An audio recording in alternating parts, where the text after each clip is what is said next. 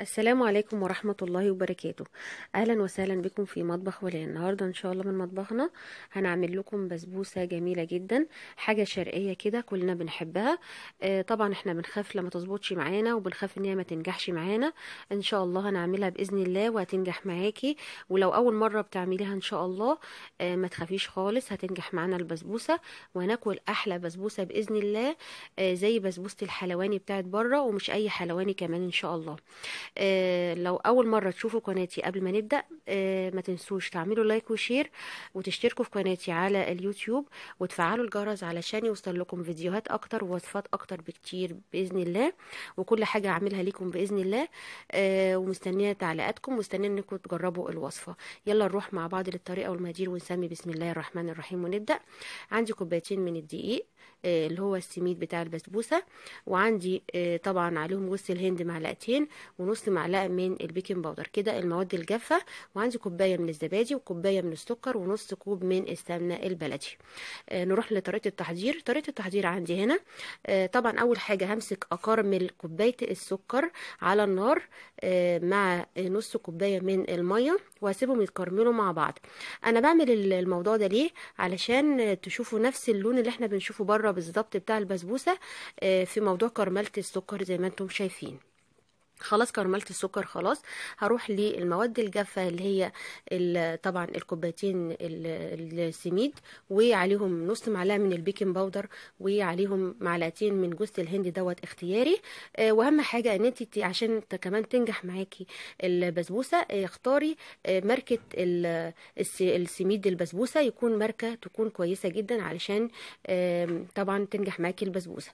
نزلت عليهم زي ما انتم شايفين بالسمنة، وهبدأ أبس كل المكونات الجافة مع السمنة زي ما انتم شايفين. بتبقى زي حبيبات الرمل،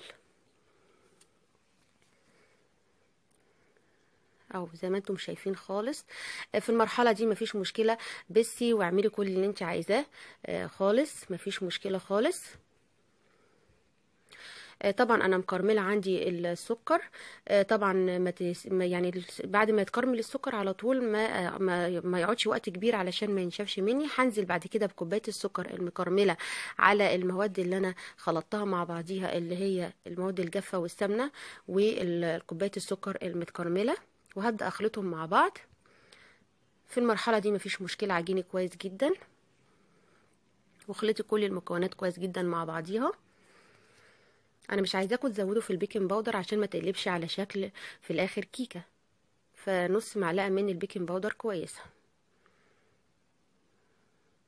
اخر حاجه بقى هنزل بيه كوبايه الزبادي. انا هنا مستعمله عندي كوبايه الزبادي حوالي 180 جرام اللي هي الكبيره. هخلط بقى بالراحه خالص. المرحله دي بقى هدخل الزبادي مع المكونات اللي انا حطيتها بالراحه بقى. شوفوا القوام بتاعها وانا بعجنها، شوفوا شكلها، وهتشوفوا القوام بتاعها وانا بنزلها في قلب الصينيه دلوقتي. كده خلصت مرحله العجن. طبعا محضره عندي الصينيه ودهناها بالسمنه. طبعا قبل اي شيء، ده شكل القوام اللي انا عايزه اوريه لكم قبل ما اقول ان احنا نكون مسخنين الفرن الاول قبل ما اعمل اي حاجه. زي ما اتعودنا في كل فيديوهاتي بقول لكم سخنوا الفرن، من عوامل نجاح اي حاجه بتسخني الفرن قبليها. ونزلت القوام، شفتوا القوام شكلها، ركزي كويس جدا في شكل القوام اللي انا نزلته قدامكم في الفيديو. خلاص سويتها خلاص زي ما انتم شايفين. عايزه تاكليها ساده مفيش مشكله، اي مكسرات عندك في البيت مفيش مشكله. انا هنا عندي مكسرات، هنا عندي سوداني فهحط فيها سوداني كده. خلصت خلاص، زوقتها وحددتها بالسكينه زي ما انتم شايفين. هدخلها الفرن بقى على درجه حراره 180، وبعد ما تخرج هنشوفها مع بعض. وانا بقى في البسبوسه في الفرن طبعا بحضر الشربات. حضر هنا كوبايه ونص من الميه على كوبايه ونص من السكر، هسيبهم يغلوا مع بعض لمده 5 دقايق.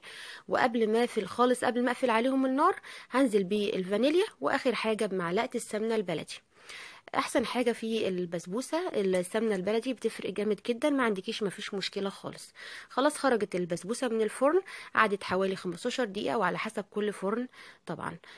طبعا هنزل بيه الشربات بيكون دافي، والبسبوسه بتكون سخنه طلع خارجه من الفرن. بصوا ما شاء الله بتشرب الشربات زي ما انتم شايفين ازاي. والشربات طبعا زي ما انا قلت لكم مده 5 دقايق بس بيغلي.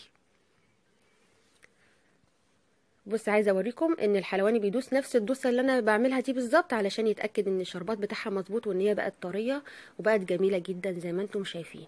سيبوها بقى براحتها خالص لحد ما تبرد وتبداي تقطعيها، وقطعتها زي ما انتم شايفين كده بعد ما بردت وخدت راحتها خالص، وما شاء الله عليها جميله، مش عايزه اقول لكم تحفه.